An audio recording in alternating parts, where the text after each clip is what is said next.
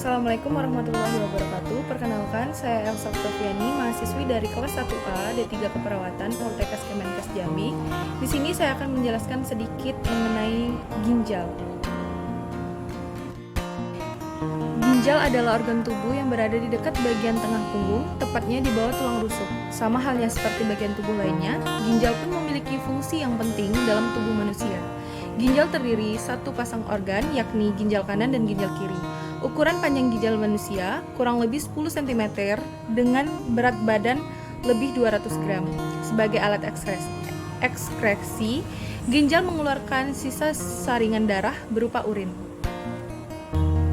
Terdapat beberapa bagian-bagian ginjal yang turut mendukung organ ini agar berfungsi dengan baik, serta untuk menjaga ginjal agar tidak merusak bagian organ lain. Adapun bagian-bagian ginjal adalah yang pertama, yaitu terdapat korteks.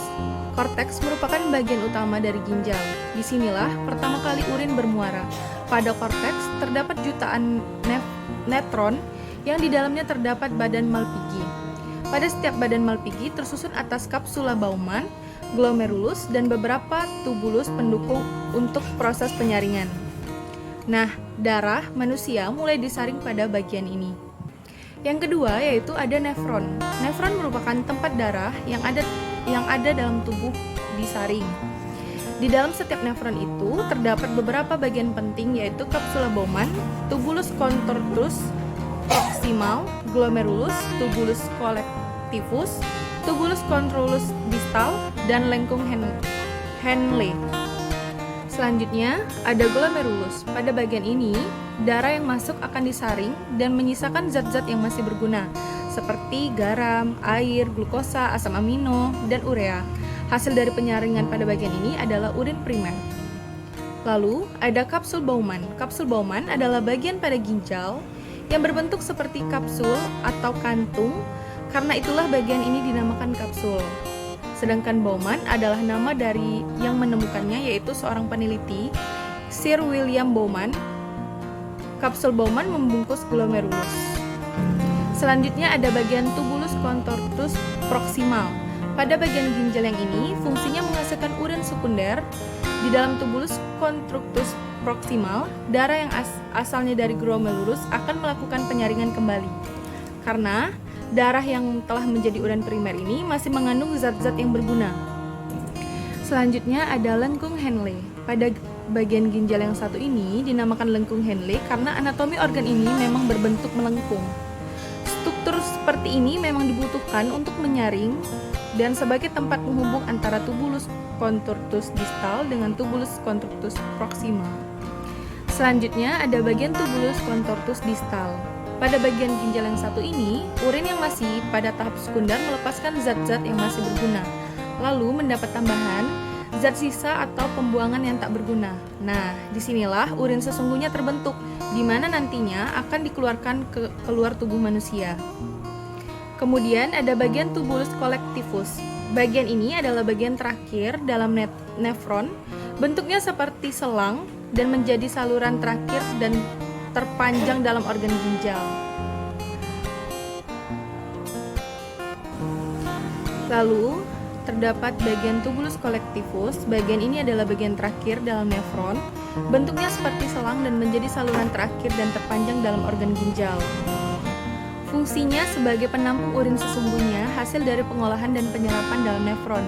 Kemudian setelah itu urin tersebut diteruskan ke pelvis, lalu akan ditampung sebelum benar-benar dikeluarkan dari kandung kemih. Selanjutnya ada bagian medula. Medula adalah jaringan yang terbentuk mirip piramida di mana terletak pada lengkung Henle. Medula merupakan tempat terkumpulnya kapsul Bowman dan pembuluh darah kapiler. Di sini, urin primer akan mengalami proses panjang sebelum akhirnya menjadi urin sekunder. Selanjutnya, setelah melewati proses penyerapan yang panjang, urin tadi akan diolah. Selanjutnya, setelah melewati proses penyerapan yang panjang, urin tadi akan diolah jadi urin yang sebenarnya. Lalu dikeluarkan sebagai air kencing. Medula ini menjadi tempat penghubung tubulus contortus proximal dan tubulus contortus distal. Kemudian ada bagian arteri ginjal. Arteri ginjal adalah pembuluh nadi yang berguna untuk membawa darah ke dalam ginjal. Setelah sampai di dalam ginjal, maka darah tersebut masuk ke dalam glomerulus untuk difilter atau disaring. Darah yang masih mengandung zat berguna seperti asam, amino, dan protein akan diserap dan digunakan tubuh. Bila darah tersebut hanya mengandung urea dan zat tak berguna lainnya, maka akan berlanjut sampai ke kandung kemih. Selanjutnya ada vena ginjal.